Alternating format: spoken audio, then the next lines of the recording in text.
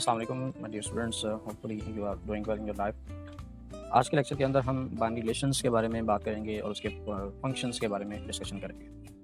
जब binary relation को शुरू करने से पहले अगर मैं आपको बताऊं कि रियल लाइफ के अंदर आप देखते हैं कि कुछ रिलेशंस होते हैं, जैसे कि हमारे पास टीचर का और स्टूडेंट का आपस में एक अच्छा रिलेशन होता है, मदर का अपने बेटे के साथ यानी सन का एक रिलेशन है, हस्बैंड का वाइफ का आपस में रिलेशन होता है, ब्रदर और सिस्टर का रिलेशन होता है, दोस्त का एक दूसरे दोस्त के साथ रिलेशन होता है। इसी तरह से एक हाउस का जो है वो ऑनर है, उसका आपस में घर का आपस में रिलेशन होता है। इसी तरह से जिस तरह से ये रियल लाइफ के अंदर आपके पास रिलेशन होते हैं ना, मैथमेटिक्स के अंदर भी कुछ ऑपरेशंस होते हैं जो कि नंबर्स के दरमियान में जो है ना वो रिलेशन शो कर रहे होते हैं। ठीक है, लेट्स सपोज कि मैं एक एग्जांपल अगर कंसीडर करूं यहाँ पर, एक मैं कह देता हूँ कि एक मैं ऑपरेशन लेता हूँ जो कि ग्रेटर देन का है। अब इसमें मैं कहता हूँ कि सच दैट एक रिलेशन डिफाइन करता हूँ 5 और 4 का। अब मैं यहाँ पर रिलेशन ये डिफाइन कर रहा हूँ कि 5 जो है ना ये ग्रेटर है किससे, 4 से। तो बात तो ठीक है, एक ऑपरेशन मैंने यहाँ पर यूज़ किया जो कि ग्रेटर का सिंबल था, उससे मैंने ये एक रिलेशन डिफाइन कर दिया। इसी तरह से एक और जो है मैं ऑपरेशन लगाता हूँ स्क्वायर का, अगर ऑपरेशन लगाऊँ मैं कहता हूँ एक स्क्वायर का ऑपरेशन लगाता हूँ और उसमें कहता हूँ कि 25 जो है ये स्क्वायर है किसका, 5 का स्क्वायर है। तो ये भी एक रिलेशन है मेरे पास। ठीक है, जिस तरह से फ्रेंड का फ्रेंड के साथ रिलेशन है, हाउस का ऑनर के साथ रिलेशन है, इसी तरह से मैथमेटिक्स के अंदर भी कुछ रिलेशन होते हैं। अब एक रिलेशन ये भी है जिसमें मैं कहता हूँ कि ये मेरे पास एक स्क्वायर रूट का रिलेशन है। ठीक है, स्क्वायर रूट जो है यानी कि 2 जो है बेसिकली क्या है, ये स्क्वायर रूट है किसका, 4 का। तो ये भी एक रिलेशन है। ठीक है, इसी तरह से ये इक्वल का एक रिलेशन है। मैं कहता हूँ कि 2 × 2 ये इक्वल है किसके, 4 के। तो ये भी एक रिलेशन है हमारे पास। ठीक है, ये सारी एग्जांपल्स बेसिकली मेरे पास क्या हैं, ये रिलेशंस की एग्जांपल्स हैं।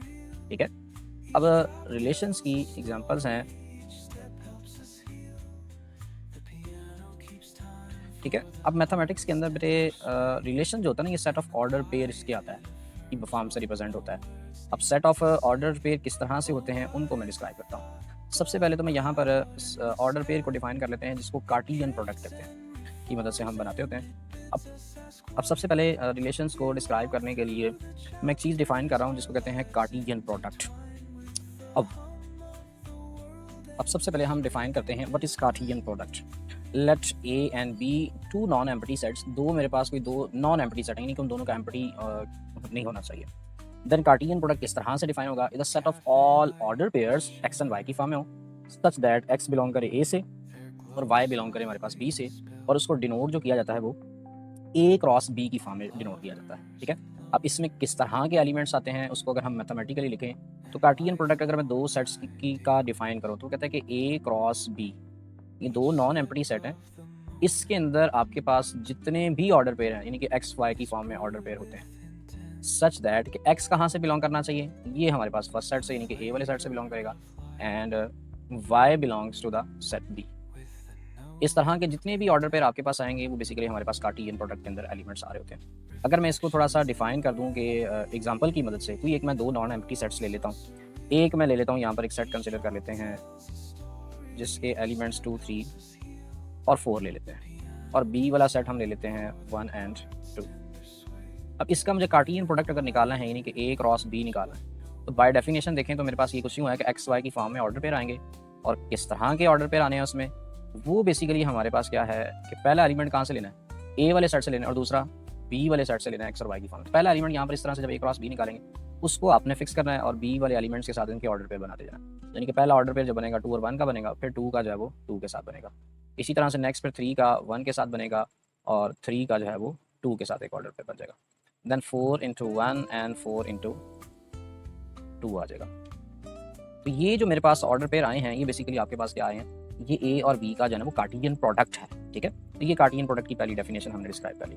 अब इसके बाद मेरे पास जो टॉपिक का नाम था, the topic name was binary relation. What is binary relation? Binary relation basically is any subset of A cross B which means Cartesian product. Any subset of Cartesian product is known as binary relation, और simply उसको relation भी कहते हैं from A to B. Ordinary relation will be denoted by the letter R, और relation जो है हमेशा किसी लेटर आर से जो है वो डिनोट किया जा रहा होता है। ठीक है, अब इस एग्जांपल से ही डिस्कस करते हैं। लेट्स सपोज कि ये मेरे पास एक कार्टेशियन प्रोडक्ट है, दो सेट्स को मैंने जो है वो मल्टीप्लाई करवाया तो इसका कार्टेशियन प्रोडक्ट है। अब मुझे एक रिलेशन निकालना है आर, मैं कहता हूँ कि मेरे पास एक रिलेशन है, उसको तो मैंने कहा ना कि कार्टेशियन प्रोडक्ट का सबसेट है। तो अब यहाँ से कोई भी एक सबसेट हम कैलकुलेट कर लेते हैं। लेट्स सपोज मैं दो एलिमेंट्स उठा लेता हूँ, 2 और 1 का एक ऑर्डर पेयर ले लिया, दूसरा ऑर्डर पेयर मैं ले लेता हूँ 4 और 1 का, और तीसरा ऑर्डर पेयर यहाँ से ले लेते हैं 4 और 2 का। तो ये मेरे पास एक सबसेट आ गया ना कार्टियन प्रोडक्ट ए क्रॉस बी का, उसमें से एक मैंने सबसेट उठाया। तो ये बेसिकली क्या कहलाएगा, it is called a binary relation. Binary relation है मेरे पास which is a subset of kind cartesian product. तो ये ए क्रॉस बी से मैंने एक रिलेशन उठा लिया हुआ है, ठीक है। अच्छा, बाइनरी रिलेशन के अंदर जो फर्स्ट वाला एलिमेंट होता है ना, बाइनरी रिलेशन के अंदर the set of first elements of order pair जो भी फाइंड हुए हैं बाइनरी रिलेशन के अंदर फर्स्ट वाला एलिमेंट हमेशा डोमेन बनाता है, और जो सेकंड वाला एलिमेंट है ऑर्डर पेयर के अंदर वो बेसिकली हमारे पास रेंज बना रहा होता है, ठीक है। तो यहाँ पर ये जो बाइनरी रिलेशन है, अगर मैं इसकी डोमेन की बात करूँ, डोमेन ऑफ आर की बात करूँ इस सेट रिलेशन की, तो डोमेन इसकी क्या बनती है। अब डोमेन मैंने कहा कि फर्स्ट वाला एलिमेंट है, तो फर्स्ट वाले एलिमेंट में देखें 2 है, 4 है, फिर 4 आ रहा है, तो एलिमेंट्स को रिपीट तो नहीं करते, इसका मतलब इसकी डोमेन जो है वो 2 और 4 है। और सेकंड एलिमेंट जो होता है बाइनरी रिलेशन का, वो बेसिकली हमारे पास रेंज कहलाता है, ठीक है।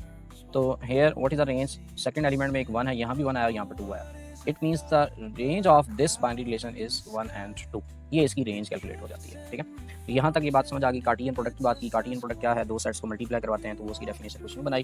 फिर अगर आप कार्टियन प्रोडक्ट का सबसेट लेते हैं तो बाइनरी रिलेशन कहलाता है, और बाइनरी रिलेशन का जो फर्स्ट एलिमेंट होता है वो डोमेन है, और जो सेकंड एलिमेंट होता है वो हमारे पास रेंज कहलाता है।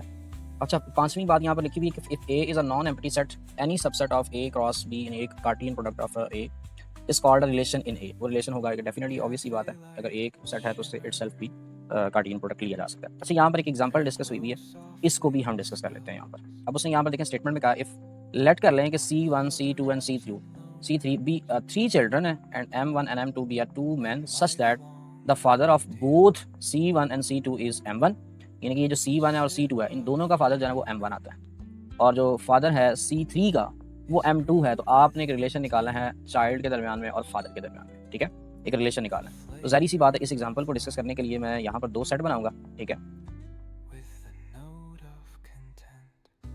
अच्छा, इस एग्जांपल को डिस्कस करने के लिए मैं 2 सेट बनाता हूँ, एक चूँकि चिल्ड्रन का सेट बनेगा और एक जो है ना 2 जो उसके M1 और M2 का नाम दिया हुआ उसको फादर का नाम दे देता हूँ, ठीक है। एक को मैं C का नाम दे देता हूँ और एक को F का नाम देता हूँ। C कह देता हूँ कि ये बेसिकली मेरे पास सेट ऑफ चिल्ड्रन का है। अब सेट ऑफ चिल्ड्रंस के अंदर कौन कौन से एलिमेंट आने हैं, C से बात शुरू हुई है, ठीक है, तो उसको नाम दिया हुआ है, तो इसमें मैं कह देता हूँ कि C1 है, C2 है और C3, ये 3 एलिमेंट्स इसमें पड़े हुए हैं। दूसरा सेट में यहाँ पे नाम दे देता हूँ F का, जो कि सेट ऑफ फादर्स का है, ठीक है, सेट ऑफ फादर, और उसमें जो एलिमेंट है वो M1 एंड M2 है। अब चूंकि इससे हमने एक रिलेशन निकालना है, रिलेशन क्या है, उसने कहा कि रिलेशन में पहले चाइल्ड आएगा देन फादर, चाइल्ड और फादर के दरमियान रिलेशन बनाना है, और कंडीशन उसने बता दी हुई है। कंडीशन क्या है कि C1 और C2 का जो फादर है वो M1 है और C3 का जो फादर है वो M2 है, ठीक है। इस तरह से आपने रिलेशन जो है वो डिफाइन करना है यहाँ पर। अच्छा, सबसे पहले तो फिर इसका मतलब इसका कार्टियन प्रोडक्ट निकालेंगे, ठीक है। जब रिलेशन निकालना है तो डेफिनेटली वो कार्टियन प्रोडक्ट से ही निकलता है। क्योंकि पहले मेरे पास चाइल्ड है तो इसका मतलब है कार्टियन प्रोडक्ट जो होगा वो C क्रॉस F से निकलेगा। अब C क्रॉस F के अंदर जितने भी ऑर्डर पेयर आने हैं, यानी कि C पहला सेट है तो इसके फर्स्ट वाले जो आपके पास सेट के एलिमेंट्स होंगे उनका ऑर्डर पेयर आपने लेना है दूसरे वाले सेट के साथ। इसका मतलब पहला जो ऑर्डर पेयर बनेगा C1 का M1 के साथ बनेगा, फिर C1 का जो है M2 के साथ बन जाएगा, ठीक है। फिर C2 का फिक्स करेंगे, उसका जो है वो M1 के साथ एक कार्टियन ऑर्डर पेयर, फिर देन C2 जो है मेरे पास C2 जो है M2 के साथ, ये एक ऑर्डर पेयर आ गया। देन हमारे पास C3 की बात करें, उसका M1 के साथ, और लास्ट पे C3 का M2 के साथ। तो ये मेरे पास एक कार्टियन प्रोडक्ट आ गया C क्रॉस F के साथ। अब इस कार्टियन प्रोडक्ट से मैंने एक रिलेशन निकालना है, R जो है वो ऑर्डर पेयर्स होने चाहिए चाइल्ड और फादर का, जो कंडीशन उसने दी थी, ठीक है। अब उसने कहा था कि C1 और C2 का जो फादर है वो क्या है, ठीक है, C1 का और C2 का फादर कौन है, वो बेसिकली है M1, और C3 का जो फादर है वो कौन है, M2 है। अब इस तरह का कोई रिलेशन निकालते हैं, R एक रिलेशन निकालते हैं, इसमें देखते हैं कि कितने ऑर्डर पेयर हैं C1 और C2 जो M1 के साथ रिलेट कर रहे हो, और C3 जो है वो M2 के साथ रिलेट कर रहा हो। तो C1 जो है M1 के साथ, देखें C1 चूंकि चिल्ड्रन 1 था, उसका रिलेशन किसके साथ है, फादर M1 के साथ। इसका मतलब पहला वाला जो ऑर्डर पेयर बनेगा वो C1 और M1 का होगा, यानी कि C1 और C2 को आपने देखना है कि M1 के साथ कहाँ कहाँ रिलेट कर रहे हैं, ठीक है, क्योंकि C1 और C2 का जो फादर है वो M1 है। अब ये वाला ऑर्डर पेयर तो नहीं आएगा क्योंकि C1 M2 के साथ मैप कर चुका है, तो हमारे पास तो ऐसी कंडीशन ही नहीं थी। C2 भी किससे मैप होना चाहिए, M1 से होना चाहिए, तो ये वाला तो नहीं आएगा। ये भी C2 है, ये C2 है, लेकिन किससे मैप किया हुआ, M1 से, इसका मतलब ये आएगा C1 और C2 जो है वो M1 से मैप होने चाहिए, तो C2 का रिलेशन आ जाएगा M1 के साथ। एक ऑर्डर पेयर ये भी आ जाएगा।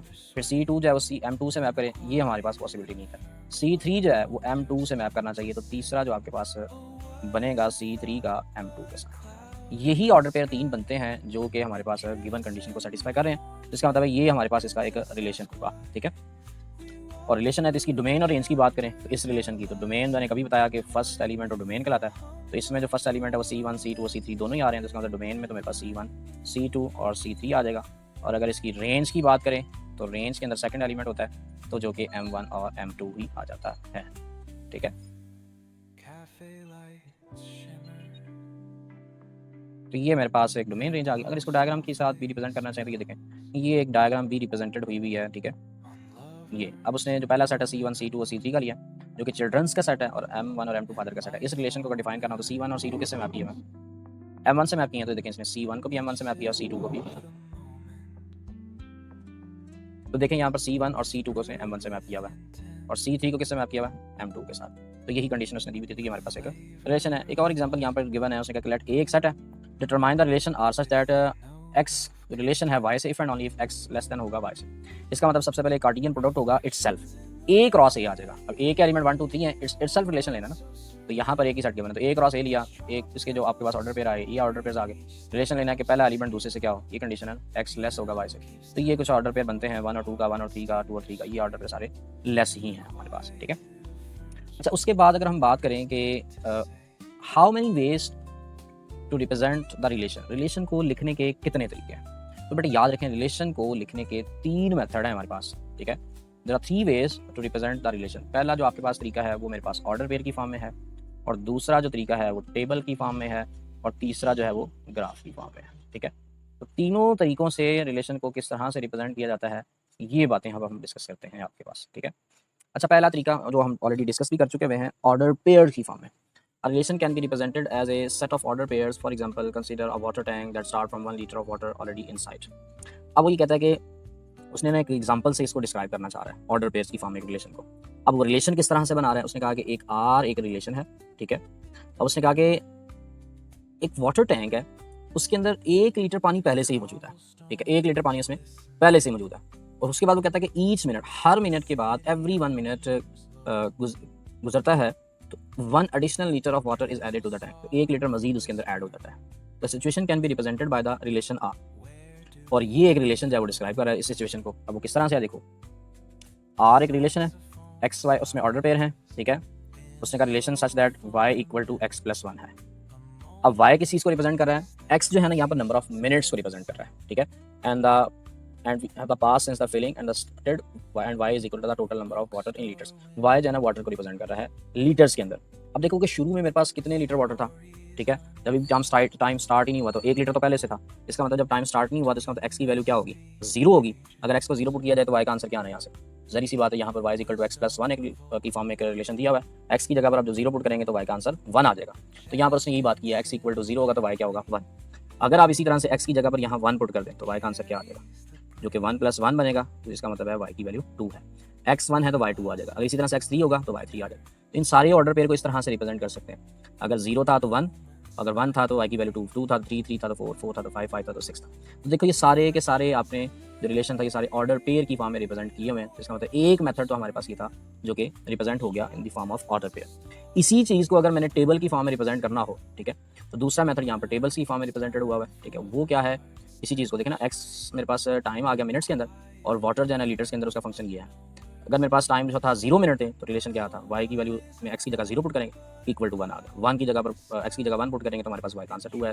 फिर 2 पुट करने पर 3, 3 पुट करने पर 4, 5, इस तरह से आ रहा है। लेकिन ये देखिए ना, ये तरीका ये है कि मेथड इसमें टेबल की फॉर्म में रिप्रेजेंट हो चुके हैं आपके पास रिलेशन। तो ये भी एक तरीका है रिलेशन को रिप्रेजेंट करने का। और third and last way to represent the relation is that the graph. With the help of graph किस तरह से रिप्रेजेंट करते हैं उसको देखें।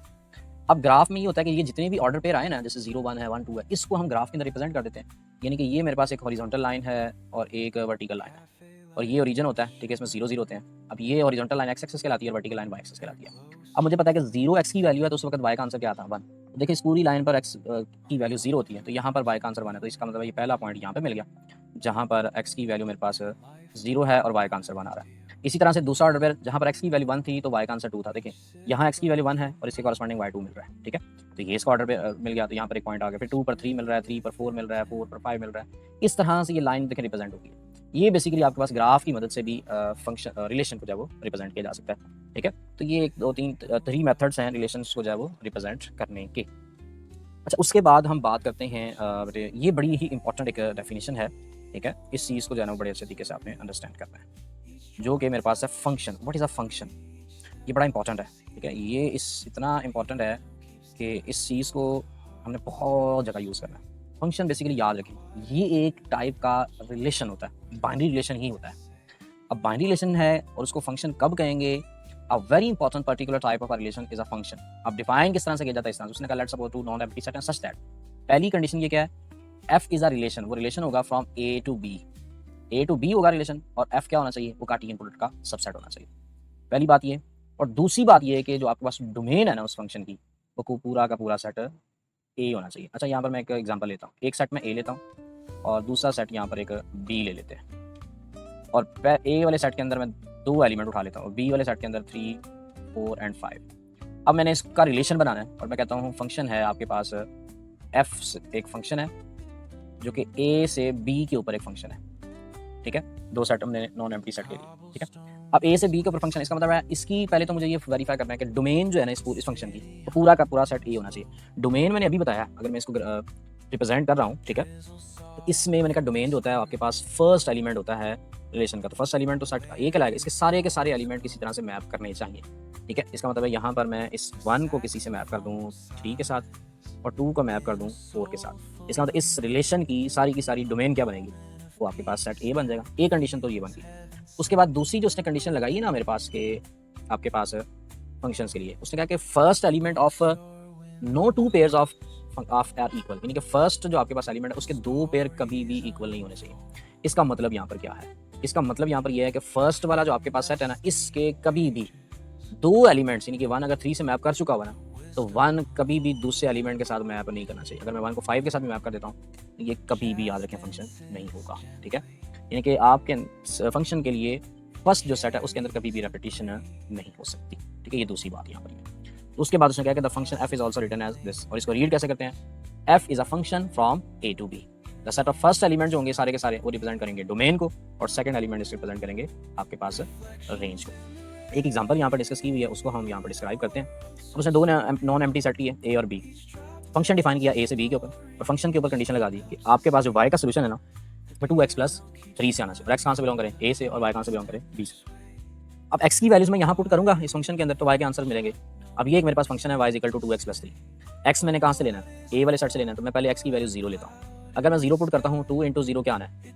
0 + 3, वो 3 ही आ जाएगा। इसका मतलब अगर x की वैल्यू 0 है तो y का आंसर क्या आना है? 3। तो पहला ऑर्डर पेयर क्या बनेगा? x y की फॉर्म में ऑर्डर पेयर बनाना है, तो x 0 है तो y का आंसर उसको 3 आ रहा है। अगर मैं x की जगह यहाँ 1 पुट कर दूँ, और 3 क्या इस b वाले सेट से बिलोंग कर रहा है? तो कर रहा है, इसका मतलब पहला ये रिलेशन बन जाएगा।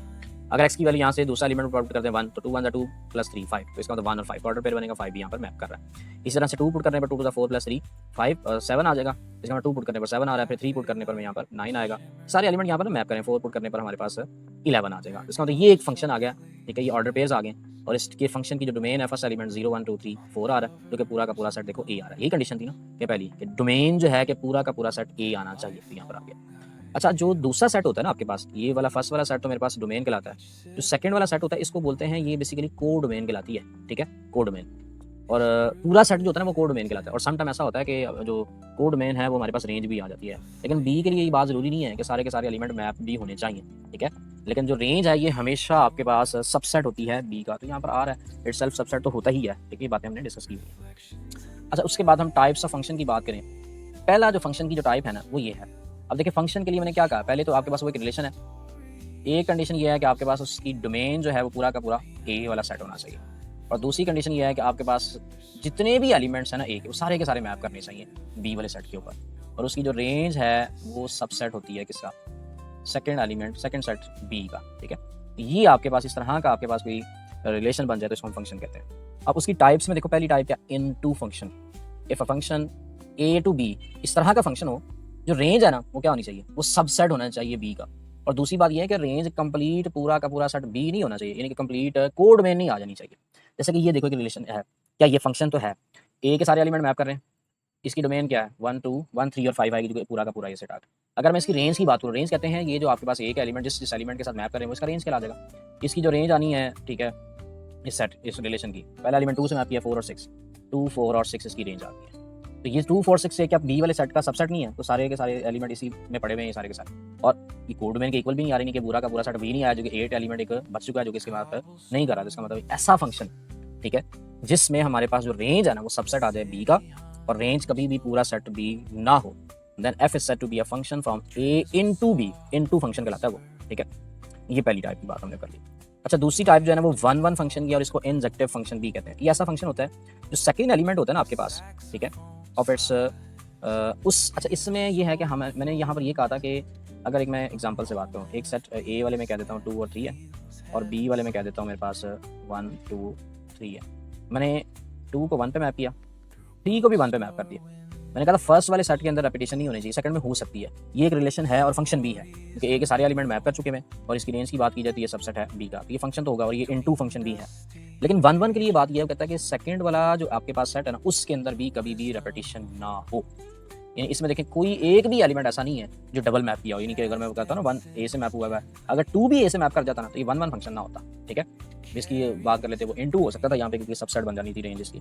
तो 1 1 के लिए बात यह है कि F is a function from A into B in such that second element जो है ना of no two of its order pair are same. Second element के जो ऑर्डर पेयर है वो कभी भी सेम नहीं होने चाहिए दो, then it is called injective function, ठीक है, और इसको 1 1 भी कहते हैं, ठीक है। अच्छा, ये इसकी डायग्राम भी गिवन है, ये देखिए ये सारे के सारे एलिमेंट मैप किए हुए हैं, क्लियर। तो ये इंजेक्टिव फंक्शन। उसके बाद ऑन टू फंक्शन की बात करें, इसको सब्जेक्टिव भी कहते हैं। उसके लिए ये है कि हमारे पास रेंज जो है ना ये पूरा का पूरा बी सेट होना चाहिए, यानी कि सेकंड एलिमेंट जो सेकंड सेट है उसके अंदर भी कोई एलिमेंट खाली नहीं बनना। पहला तो सेट बच ही नहीं सकता, वो तो फंक्शन की कंडीशन है, तो वो सारी डोमेन जो है वो पूरा का पूरा ए सेट होना चाहिए।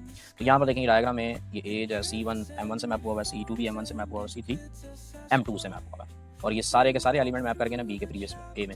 इट मीन्स के ये जो फंक्शन होगा ये ऑन टू फंक्शन कहलाएगा। Every element of B is image of some element of A, then F is called on to function. इसको सब्जेक्टिव फंक्शन भी कहते हैं। अच्छा, 1 1 और ऑन टू, अगर कोई फंक्शन 1 1 भी हो और साथ में ऑन टू भी हो जाए तो ऐसे फंक्शन को बाइजेक्टिव बोलते हैं। ये बात बड़ी याद है। 1 1 के लिए क्या था, इस फर्स्ट वाले सेट के जितने भी एलिमेंट्स हैं वो यूनिकली मैप हों, यानी कि मैंने ये कहा कि आपके पास सेकंड एलिमेंट के अंदर रेपिटेशन ना हो, और ऑन टू के लिए कहा कि सेकंड एलिमेंट के सारे मैप होने चाहिए। अब यहाँ देखें कि ये जो है ए जो है वो जी से मैप किया हुआ बी एक्स से, और सी जो है ना वाई से। बी के कोई एलिमेंट रिपीट नहीं हो रहा, यानी कि दो तरह से मैप नहीं कर रहा, इसका मतलब ये 1 1 फंक्शन हो गया। और ऑन टू के लिए ये कहा कि बी के सारे एलिमेंट मैप करने चाहिए और बी के सारे एलिमेंट मैप भी करें, यानी कि इसकी जो रेंज है वो सारा का सारा पूरा का पूरा सेट बी आ रहा है, ठीक है। इट मीन्स कि ये 1 1 के साथ साथ ऑन टू भी है। इट मीन्स कि ये जो फंक्शन होगा ये बाइजेक्टिव फंक्शन कहलाता है हमारे पास, ठीक है। तो ये थी हमारे पास आज की डिस्कशन, जो कि हमने बाइनरी रिलेशन से बात शुरू की, उसके बाद हमने फंक्शंस की बात अब कर ली। अच्छा, उससे के बाद थोड़ी सी बात मैं यहाँ पर मजीद कर लेता हूँ। फंक्शंस की जो हमारे पास नोटेशन है, ठीक है, we know that the set builder notation जो है ना वो सेट्स के लिए, इन्फिनिट सेट्स के लिए होती है। इसी तरह से जो फंक्शंस की नोटेशन है ना हमारे पास, वो भी याद रख लें कि फंक्शन की नोटेशन कुछ इस तरह से लिखा जाता है। ये एफ मेरे पास एक फंक्शन है, ठीक है, पहले भी मैं लिखता रहा हूँ, और उसमें ऑर्डर पे आ जाते हैं एक्स वाई की फॉर्म में।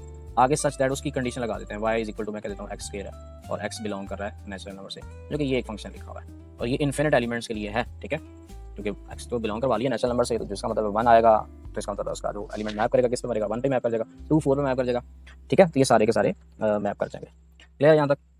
और एक्स बिलोंग करना है नेचुरल नंबर से, तो यहाँ पर ये मिस्टेक भी है, ठीक है। ये जो है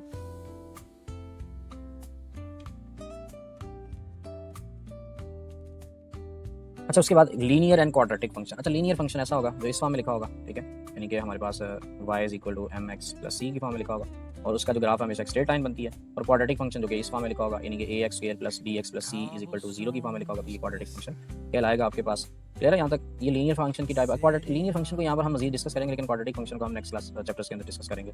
जैसे कि यहाँ पर इसने एक फंक्शन की एग्जांपल दी है, एफ ऑफ एक्स एक फंक्शन है जिसमें उसने ये कह दिया 2x माइनस 1 है, और जी ऑफ एक्स एक और फंक्शन है जिसको नाम दिया हुआ है एक्स स्क्वायर माइनस का 3। उसने कहा कि find F of 1, F of minus 3, F of 7, फिर जी ऑफ 1, जी ऑफ माइनस 3 और जी ऑफ 4। इनका मतलब ये है कि एफ ऑफ 1 का मतलब ये है कि एक्स की जगह पर आपने क्या पुट करना है, 1 पुट करना है। इस पहले फंक्शन में एफ ऑफ 1 पुट करता हूँ तो 2 × 1 2 आएगा, 2 - 1 1, तो इसका मतलब एफ ऑफ 1 की जो वैल्यू है वो 1 आ जाएगी। इसी तरह से एफ ऑफ माइनस 3 की बात करूँ तो इसमें एफ ऑफ माइनस 3 होगा, 3 × -3 -6 आ जाएगा, -6 -1 -7 आ जाएगा। तो ये एफ ऑफ 2 की वैल्यू। इसी तरह से एफ ऑफ 7 की बात करें तो 7 × 2 14 - 1 13 आ जाता है। जी ऑफ 1 की बात करें तो यहाँ पे इस फंक्शन में पुट होगा 1 का स्क्वायर 1 होता है, 1 - 3 इज इक्वल टू 1 - 3 1 माइनस 3 बटे माइनस 2 आएगा, तो यहाँ पर ये मिस्टेक है, यहाँ पर याद रखें माइनस का 2 आना चाहिए, ठीक है। तो ये इसको नोट कर लें। अच्छा, उसके बाद इसी तरह से उसने F of minus G of minus 3 की बात की है, तो 3 का स्क्वायर 9, तो 9 minus 3 which is equal to 6 आता है, ये बात भी दुरुस्त हो गई है।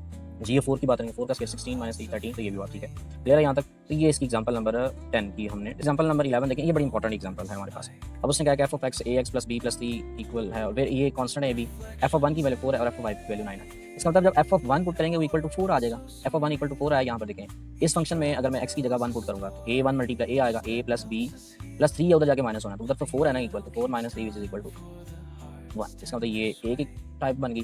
दूसरी टाइप में देखें तो उसने कहा था एफ ऑफ 5 9 के इक्वल है, इसका मतलब 5a प्लस बी, 3 यहाँ प्लस हो रहा है माइनस, तो 9 minus 3 which is equal to 6, 5a plus B equal to 6 आ जाएगा, इसको 2 का नाम देंगे। दोनों के कॉफिशिएंट सेम है b के, जिसका इन दोनों को आपस में माइनस कर देते हैं। 5a में से जब a माइनस होगा क्या आएगा 4a, b में से b माइनस होगा तो ये तो बात ही खत्म हो जानी। तो यहाँ 6 है, इसमें से माइनस 1 करेंगे तो 5, तो 5 4 यहाँ मल्टीप्लाई हो रहा है, जाकर डिवाइड, ए की वैल्यू यहाँ से 5/4 आ गई। देखिए यहाँ से ए वाली वैल्यू आप किसी भी जगह पुट कर दें, चाहे इक्वेशन 1 में पुट कर दें या 2 में पुट कर दें, तो 1 में पुट किया उसने 5/4 प्लस बी इक्वल टू 1, तो 5/4 यहाँ प्लस हो रहा है जाके माइनस, इसको सॉल्व करें तो 4 1 4 4 माइनस 5, तो माइनस का 1/4 आ जाएगा। तो ये ए और बी की वैल्यू से तो इजीली हमने कैलकुलेट कर लिया। तो ये था हमारे पास एग्जाम्पल नंबर 11। तो यहाँ तक ही आज हम बात रखते हैं, कल फिर हम इसके नेक्स्ट लेक्चर के अंदर 3.3 एक्सरसाइज को जब वो डिस्कस करेंगे बेटे। ओके बेटे, अल्लाह हाफिज़।